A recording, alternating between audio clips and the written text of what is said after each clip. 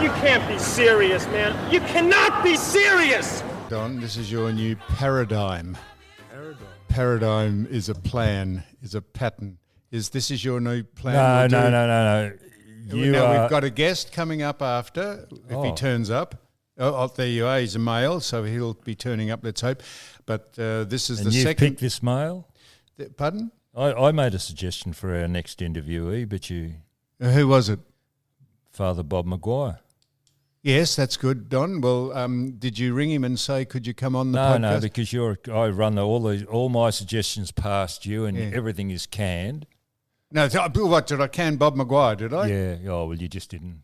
No, I knew you wouldn't. Went straight through to the keeper. Oh, no, because I knew you wouldn't follow up, so I thought I'll get one in the pipeline just in case you don't follow up. And lo and behold, you haven't followed up. Oh, so, thank you. So we decided we'd do the first about chat and the general community, and this is about sport. But I did say, as we signed off the other one, you left me with this Josh Frydenberg. Well, it's not sport, so why are we going down that? Because I just didn't want you, the listener, I didn't want, in case... You just wanted to put more shit Dennis, on me. No, you want Dennis to put... Wade is wandering through Horsham with the headphones on. I want Dennis to be cognizant of the fact that you mentioned Josh Frydenberg and then went on to some convoluted thing about people's businesses going bankrupt. Yes, so the amnesty. Go ahead, have another crack at it, and I'll give you my answer if I can follow what the question is. Well, there's an amnesty for those people or companies that are supposedly insolvent, and he was going to extend how much time they need. But I wonder when this extension is going to finish, seeing that COVID is continuing on, especially in Victoria. COVID, yep. Is going on, the lockdown is continuing on for how long we don't know. So is he extending? So since March, he said this in early March, and now we're up to September, and we're getting to So you'll October. think I'm being impertinent, or in your words, a smart ass, but I'm asking you this. Better. So, Don, if you've gone bankrupt or insolvent, what does it matter? Well, you can continue trading, but it's a crime. But I think he's allowing a little bit of slack so that directors of insolvent companies can continue trading, I suppose. So Josh Frydenberg is allowing illegal business operations? I think so. I would think not.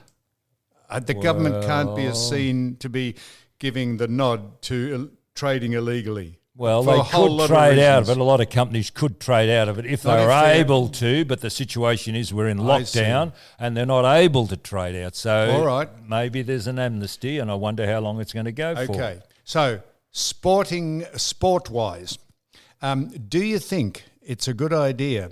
We did say that we knew the grand final would be played in Brisbane, didn't we? We did say that. Well, we did. That. So we had a prediction last week. Because following your particular sign that people only pick up on what's going on in the community when they listen to the podcast. So the AFL would have heard us say, I'm sure the grand final will be played in Brisbane. And, of course, they said, we better do that because they spoke about it on the podcast. You cannot be serious. What do you think of that? That's a good it's a good trade-off. I think it's a great move, and it just shows that there is some moral fibre at the AFL. I hope there wasn't too much money pass hands. I hope they did it for the right reasons. And the night time, a good excuse for 7 Well, it's a good excuse. It's an excuse. I hope it doesn't go that way because Saturday mornings and the lunches are a highlight in Melbourne, the lead up to the afternoon game. Yes, and the night is an anticlimax. I understand that. And the kiddies can't really go because they can't be out till 1 a.m. and trust being flick-knifed on the way home on the trains at midnights wherever they go to. So, but it'll be a good experiment, and it'll be a good way to repay 7. I don't think the rugby league is all that successful with regard to having their night grand final. I think it's extremely successful. Well, for television it may be, just for television. Well, I've been to 3 of the night grand finals for the rugby, and it's always been a full house. Well, that grand final is always going to be a full house. Well, you said you're not sure if it's a good idea. Well, I just don't know whether it's successful. That's all I'm saying. Well, it is successful. Well, could it be done better? Sell-out crowds, and they have huge ratings. What else do you want? Well, could it be done in the afternoon and they have... Of course it could be. It could be done in the morning, That's Don. exactly right. They'd still get a crowd. They'd still get a crowd. Well, of course, that's the point. Were we allowed to let anything go like the rumour file on 3AW? Are we allowed to? Yeah. Oh, is that a rhetorical question? Well, there is a rumour going around that players of our era, Yes. we played in the 60s, 70s and 80s, Yes. are very upset with their club in the AFL. And What?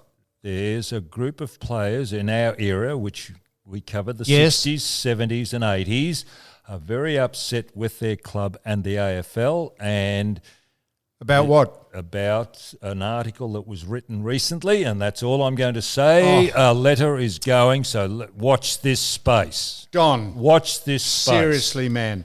You just said There's a rumour. there's a rumour going round that people like us in the No, 60s, from our era. like us, 60s, 70s and 80s footballers are very upset about a letter going round, and you said that's all I can say. No, not about a letter. They've written a letter. They've written a letter. Yes, to their particular club. Yes. Or it's in the process of being constructed right now, and also the AFL.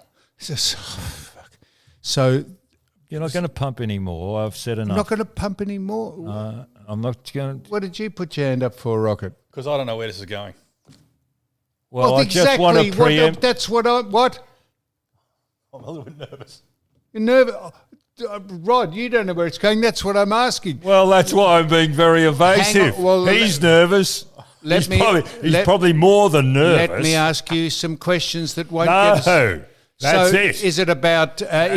Nothing. That's all. Let's move on to the next subject. Novak Djokovic. You started to say Novak there's a Djokovic. group of players who are constructing a letter and they're upset and they're writing it With to the their AFL club and their with their AFL. club. Yes. Is it to do with injuries, No, it's- compensation? I'm not Is saying it anymore. It's for you to work out, and we'll Work see. out. We'll see if it. Who's writing the letter? We'll see if it becomes a Who's reality. writing the letter? Ex-players. Yes, an ex-player. An ex-player. Yes. From where? Not saying.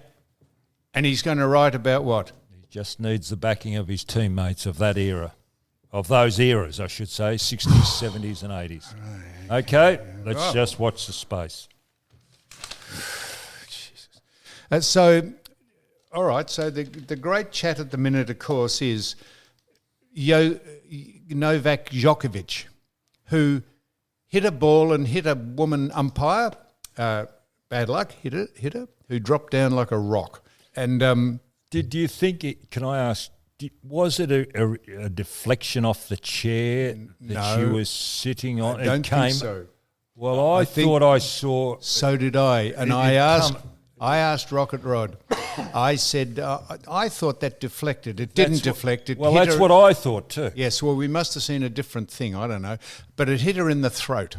Yeah. And she dropped down, and I thought, reminiscent of some of the goal umpires back in the 60s and 70s when the balls hit them on the top of the head and they've dropped down and had the stretcher. What? Remember when the guy got his I think his name was Steve Stevenson, wasn't it? Yeah, Was that his like name? Shot. He looked like... Oh, gee, he put on an act. Anyhow, I hope he's not. I hope he's...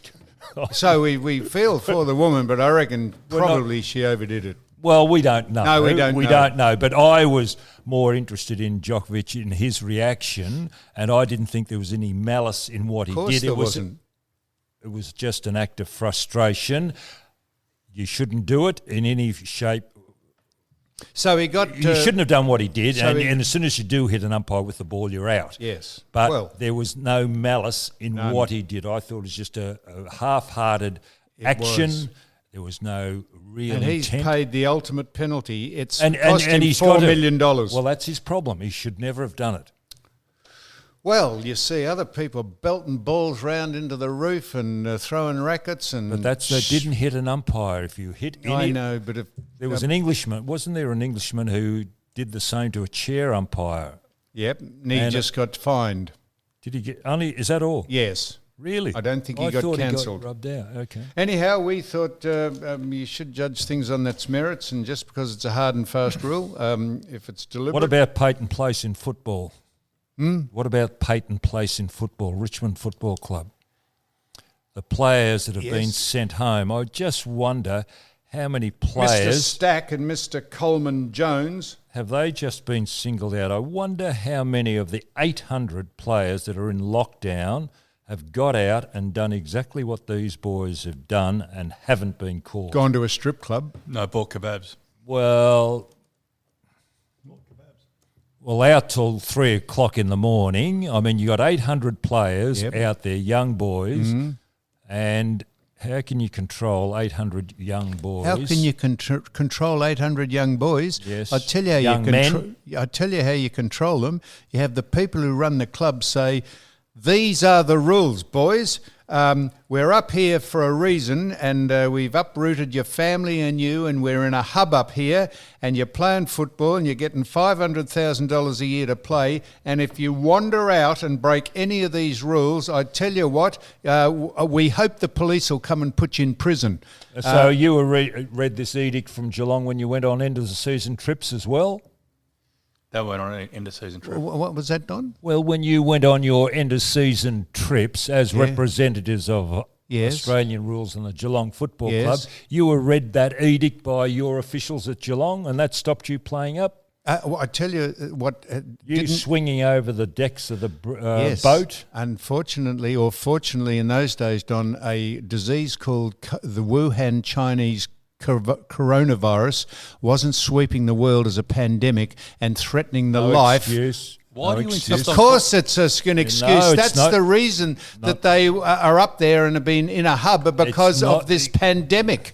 There was no other... I just posed the question, how many other boys have got away with this? Well, 2 have been caught and singled out. Only because they're fighting out the front of the strip club. Well, there was a fight, and How's consequently the strip people club have open got... for a start? Well, I can't relate to why they'd even be out till 3 o'clock as professional athletes. Why would you even be out till 3 o'clock?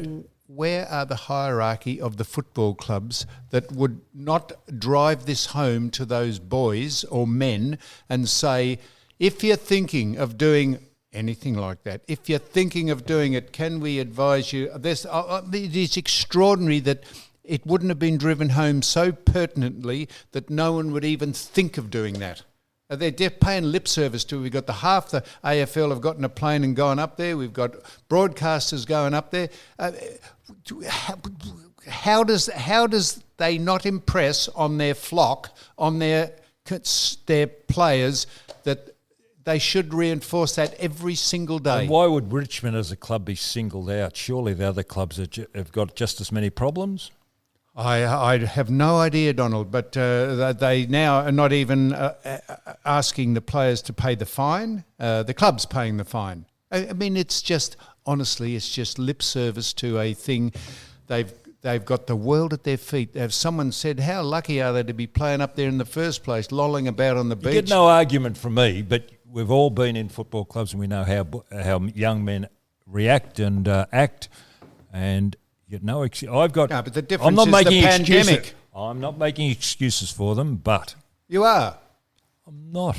Well, you were saying you were saying I that can't I used to go understand on football trips well, and climb over the side of ships. That has nothing to do with it. The risk of what you do is the pandemic, and that's why they're up there locked down, because they're not in this state, because this government here has completely ballsed up what's going on down here. We've lost the Grand Prix, we've lost the AFL, we've lost the NRL, we'll lose the Spring Racing Carnival, we'll probably lose the the Australian Open in January. That's why they're up there, because those other states have actually acted responsibly. And so they've taken us in, the AFL crowd, they've taken them in there. Why wouldn't the hierarchy of all the football clubs up there in the hub say to their players and just say it as straight as they can? How would they even think of doing that?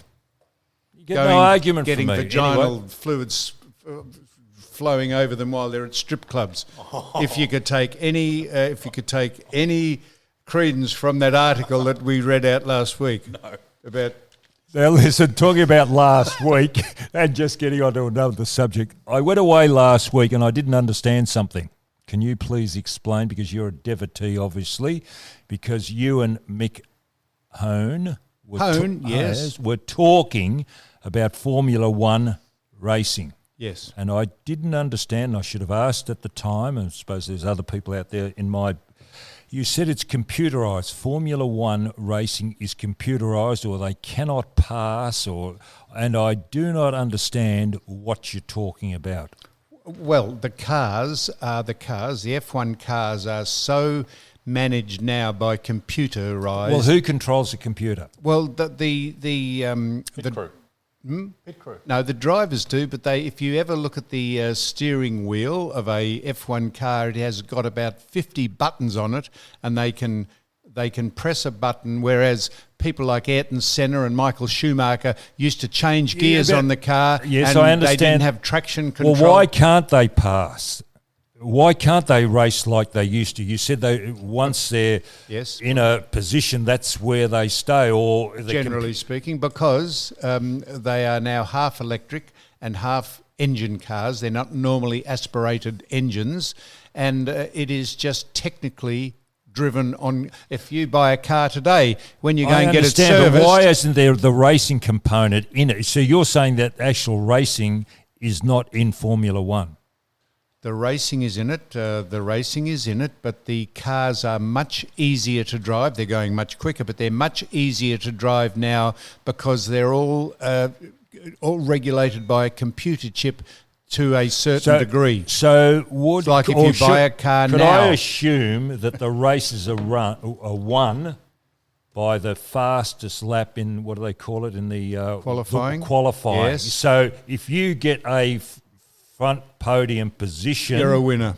You've won the race. Yes. So the race is determined before the race is even has started. Well, more or less. So the Mercedes for the last 7 years have been they're two cars, Bottas's car and Hamilton's car. They're Mercedes. Yeah. They're on 1 and 2 on the grid every week, and either one of those two people win. Now Hamilton didn't win last week because he went into the pits after the safety car came out. Now I was going to say about the pits, but go on. He went into the pits after the safety car came out when he shouldn't have. There was a red flag or a red cross up saying you're not allowed to enter the pits, but he didn't see that, he says, and he went in and got penalised, a stop-go penalty, which put him at the back of the field when the race started, and he didn't have enough time to catch up. So it was a technicality that lost him the race. Okay, now I was thinking through the week, if you cannot pass on the actual circuit, can you win or lose the race or gain a position in the pits? Absolutely. So it comes back to the efficiency of your pit crew? Yes. So a good pit stop is about 1.9 or 2 seconds. Can you think of that to change 4 wheels? Hang on, 1.9. Or 2 seconds. Like you count to 2, 1, 2. They've changed 4 wheels. Really? In under 2 seconds is a great pit stop. And if it takes you... So hang on. So when they come into a pit stop, what do they actually do? Change tyres. That's it. Is that all? They don't refuel? No. They don't refuel. That's why it's become just... It's like driving slot cars. They carry enough fuel for the whole race. They carry about 110 litres, which is the equivalent of... probably a very heavy person sitting next to you in a car, and therefore the fastest lap of a Grand Prix is always at the end of it when the fuel load is lightest. So they come in, they change the tyres in probably 2 seconds, and if you take 2.5 seconds, that's just half a second longer. That is 0.5 of a second. You can get past in the pits by 3 cars who get in and out. So these cars are really fuel efficient. They're fuel efficient because half of them they're battery powered. A third of the engine is battery powered. So that's why they don't refuel them. Because if they had to refuel, if they didn't have batteries, they would have had to carry so much fuel they wouldn't have big enough tanks on the car, and they'd be too dangerous. But they used to refuel them in the pits. And that's too what dangerous. Used to make Why? It interesting. Hang on. Too dangerous. Why? Because if you had 220 litres of fuel in a car, if it had a crash, it would just explode. Okay, but you still carry 100 litres and come back and refuel, couldn't you? No, you could come back and refuel, but they said it was a dangerous activity refueling cars in the pits because some of them caught fire and some of them, and that seemed to be the risk of So what is the point of? Okay, so can then I ask you, what is the point of Formula One racing? Well, it used to be a great... No, the point of it now. The point of it now is to show how clever they are by having engine and battery cars going round at extraordinary speeds and having the aerodynamics keep the cars... The average speed of the the average speed of the Italian Grand Prix last week was 164 miles an hour. So they were doing 240 miles an hour down the straight, and by the time they go through all the turns and curves and S's and chicanes, it's 164 average speed, which is extraordinary. And the computer is actually doing the turning, the braking, and all of that. No, it's not doing that. No, but it's not. But it regulates the ride height of the car by them pressing the ride height. The ride height, yeah. Sorry, hang on. I'm not into motor sport, as you can guess. So this height of the car, they can up and down as you go around corners down the straight or whatever. The driver can manipulate a whole lot of different variations on the car by all the buttons on the steering wheel. So it's become like a computer game, but they do have to drive the car, and they do have to have some judgment about when they pass, because the back half of the field are so evenly matched speed-wise and performance-wise, but the Mercedes cars are head and shoulders above the rest, and it becomes a farce, except when there's a breach by... So what's pure racing in racing parlance as far as racing? You've got motorbikes and you've got cars. Well, Well, this is why we had Mick Hone in. The preeminent race motorsport at the minute is MotoGP, without a doubt. And then MotoGP, that's the bikes. The bikes that we were talking about, which I said were... They're not computerised. No, they're not. They ride them. They ride them at 240 miles an hour down the straight. Can you believe that? Then probably NASCAR is where they go round and round and round. Circle, but that's actually, they change gears and they got to drive the cars. They drive them round at 200 miles an hour around an oval circuit. So that's pretty straight driving. Got to be very skillful with that. Then you have IndyCar, which is faster again. That's just open wheel cars. Going on the same circuit? Yes, around an oval, second tier down, and they just go and go and go. So, but Formula One has decided that they'll be... What about saloon car racing in Australia? No, they're very good drivers, because they're just V8. They're normally aspirated V8 engines, whether they be Holdens or General Motors cars or Mustangs or Nissan, I think, still do it. But they drive them and they change gears, but they change their they don't change them with a clutch now. They change them with a lever, isn't it? Yeah, they're called like an automatic. They're called sequential gears. They just push a thing. There's no clutch. It's almost like a motorbike. Yeah. So the Formula One have decided that they'll be the showcase of what's smart and efficient and great. That is, we'll put batteries, because this is the way motor driving is going. Putting batteries and engines and just showing them how clever they are, and they've ruined the franchise as a result of it, because the noise was the great part of Formula One, and actually having to drive the car was part of Formula One, but now it's become a farce, in my opinion, Donald. So Mick Hone, it was very interesting last week, and today, the 8th, is the anniversary. Remember, he spoke about Peter Brock. He sat next to him in the car. Today is the 2006. On this day, Peter Brock lost his life. So it's the anniversary, the 14th, obviously. 14th? No, the 8th. The what? It's the 8th. No. Oh, the year? Yeah. 04. 06, wasn't he? 06, yeah, sorry, 14 years ago, yeah, 06. So it's 14 years ago to the day. And Spud anniversary tomorrow. Yes, and so I was going to mention that. Danny Frawley lost his life. 12 months ago. 12 months ago. So I see we mentioned, Lionel Messi has thrown South Australian soccer into turmoil. By re-signing? He's re-signed with Barcelona. Well, I'd like to know why he wanted to resign in the first place. That hasn't come out. I haven't seen it. Well, instead of getting 200 million a year to play, maybe he was after 250 million, and that has thrown a spanner in the works of the South Australian Soccer Club. Who at least they're having a go and doing something innovative. Of course, they dipped a toe in the water. Said, "Would you like to come over and live at?" Live over Taylor's Lakes? No, it's not Taylor's Lakes. What is it called? No, not Taylor's Lakes. Lakeside or somewhere. Come West over. Lakes. Norwood. Come in West Lakes. Come and West live. Lakes. There. Live in Norwood or West Lakes and get the tram up to have a pizza up at into the city of churches.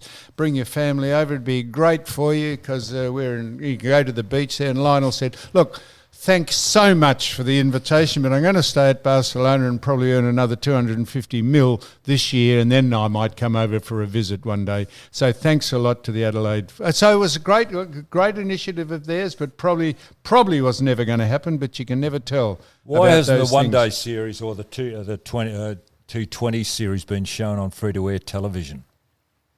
Aren't they having a dispute about the rights? Aren't they having There's television footage, but I thought it might have been shown on Channel 7. Well, they've got the rights for cricket, but why isn't the English series being shown? This is like ultra-crepitarian. This is speaking about things we actually don't really know about. But I think... Well, I'm just posing a question because I'm interested. I watch grabs of it, but I'd like to watch the rights have been bought by Foxtel. So that's where you've got to go. So when the Australian... so they've really segregated this game. If they travel overseas, someone else is the broadcaster. No, you've got to have pay TV to watch it. That's not free to air. Separate broadcasters. Channel 9 had free to air, and when they were touring, it was relayed back through Channel 9. Yeah, and they relinquished that. I understand Channel 9, but Channel 7 have got the cricket, so they've put it into segments. So if there's an overseas tour or you're going to England, Foxtel, there's different rights. So the rights have been split over a number of different areas of like 220 one-dayers and but overseas international tours have always been separate. You have to buy it off the home, like say the ECB. So if it's played in England, you have to buy the rights off the English Cricket Board. You don't buy them off. So nobody has bought those rights in Australia? Yeah, Foxtel have. So they're not part of the anti-siphoning list. Only when they play here. So the AFL have now. Just tell me I can understand why they've got to look to be being responsible, but if you can play football, 36 players on a field at once, banging and clashing into one another and tackling and sweating on another and expectorating and brawling, why they've banned Mad Monday. The AFL have banned clubs from celebrating Mad Monday, those clubs that are in the hub. So why can't, if you can join together in a football game and knock into one another, why can't you go out and celebrate the end of the year at the Crazy Horse Strip Club up in Sydney, up in Queensland? What is the difference between getting together and having a few drinks for Mad Monday as opposed to actually playing football and contacting one another?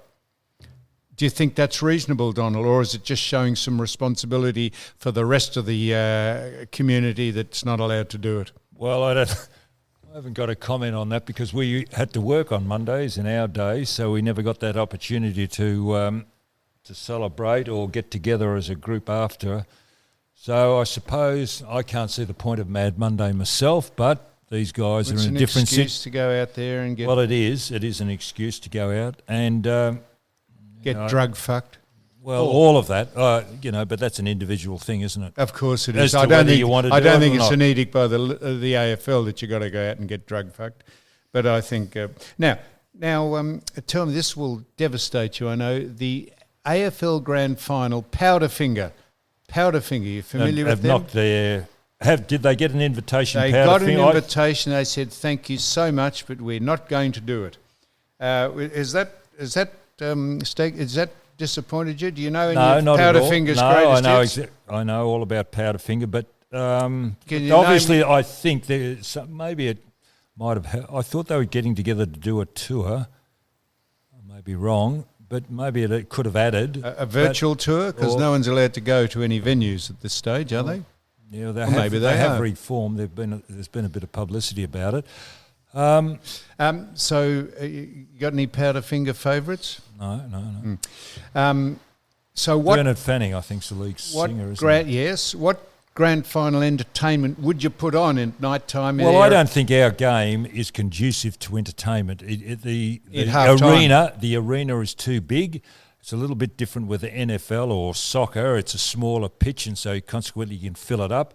The Americans do a good job at it at half time. Yes. It must be a logistical nightmare doing what they do at half time in America when they get the stars to play. But our game, I don't think, really lends itself because of the great expanse of the ground. You've got to fill that ground up, that playing area up. There's not enough time at half time. But even prior to the game or after, they're doing it after the game now, and they move the stage. I've been to the MCG when I think it was U2 played there, and they put the stage halfway across. You sit in the stand and watch, and maybe you can do it after the game, but it's a big area to fill. These were my two great suggestions I've had for a number of years about grand final entertainment at halftime. A bit simplistic and a bit countrified. What about you put four makeshift greens, golf greens, one in each goal square and one on each side of the wings, and you had the best Australian golfers, men and women, for charity, hit balls onto the green, so they'd have to hit a 180-yard shot from one end to the other, and across the ground they'd have to hit a 140, 50-yard shot, and see if they could land them on the green for charity, or, wait for this, Donald. Riveting, Don. No, so get. Well, no, you've got to have an open mind. I'm listening. Why don't we get Norman Yem back? Norman Yem to do the 400 metre. So there we are. So, or have. Actually, I didn't mind that 400 metre race in the VFA at half time. Don, the back markers, was something a little different. Don, this is my next suggestion. And they ran it in the mud as well. I mean, those crowds, Don, the footballers couldn't keep their feet. And these 400 metre runners were running around. The sides that aren't in the grand final, or in the finals, that's 8 of them, they have the football athletics. They have a 100 metre dash or a 400 metre run for charity for. So your side's not in the finals, but you can watch one of its representatives run against another, either in a 100-metre sprint or a 400-metre run at half-time, to keep those people who don't have a side's interest in the finals. You can watch one of your teammates' best athletes compete. So either golf or running, just for the 30 minutes break that we have. I'm not being darts. You're being stupid now, but no, I don't mind your ideas. I think they're open for discussion. They should be open for discussion. You could add a lot to it. Why can't the players? Wouldn't you just like to see Mark Leishman? Coits? Wouldn't you like got to a see track. You could take this a bit further and Minjee Lee? encourage. Minjee Lee. Wouldn't you like to see Minjee Lee? Wouldn't you like to see Minjee Lee hit a ball? She's. I was just going to say, is Minjee Lee he or she? I mean, Minjee Lee is a top Australian golfer, doing very well on the tour overseas. He or she, male or female? Minjee Lee is a woman.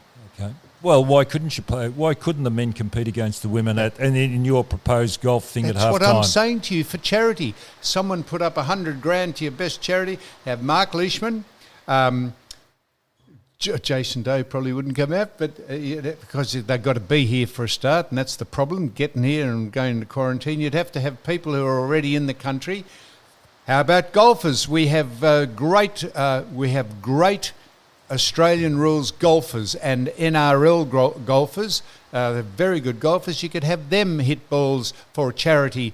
Just something that keeps those people whose teams aren't in the finals interested. What's wrong with watching the sprint? What was wrong with the sprint? I said that. I said you said, what about quoits or darts? I said a sprint or a 100-metre or a 400-metre run of your sides and your jumper running round, Donald. They could have a goal-kicking competition. They could do a lot of things, couldn't they? The goal-kicking competition is... Well, they have the dunk in the NBL. Yes, the goal kicking competition is probably not as conducive because only one end of the ground gets the action.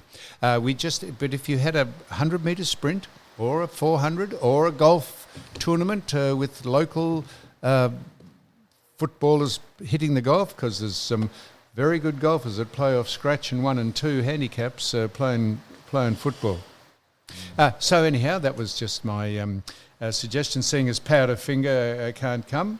What else? You didn't Donald? watch the netball on the weekend? No, tell us all about the netball, would you? Well, I just don't understand why it doesn't get more publicity in our papers. If they could get some more exposure, we get to know the players a little better. They're trying to do pen picks during the show. During the match. Well, they're in a hub as well up in Queensland. And they've been going to any strip clubs? Have any of the girls? I think the ladies behave themselves. It's interesting, that, isn't it? But they probably wouldn't want to go and watch other ladies taking their clothes off. They'd like to go to stag clubs. Well, we don't know what the ladies are doing, but I think that should get more exposure than what it does, especially in the printed media, so we could become a little more familiar. I think it's a great game, and it's a women's game. Well, there we are. So anything else going on in sport, Donald? So is there anything else going on in sport? Do you know who we didn't mention as... I don't know I think he's still playing. Is Wayne Gretzky still playing? Ice hockey? Yeah, up until about 20 years ago. He was. And do you know who Wayne Gretzky is the father of? What's his name? Gretzky. You know who Wayne Gretzky is the father of? Billy Gretzky. No, he's the father of Dustin Johnson's fiancée. Oh, yeah. Who? Dustin Johnson is the number 1 golfer in the world.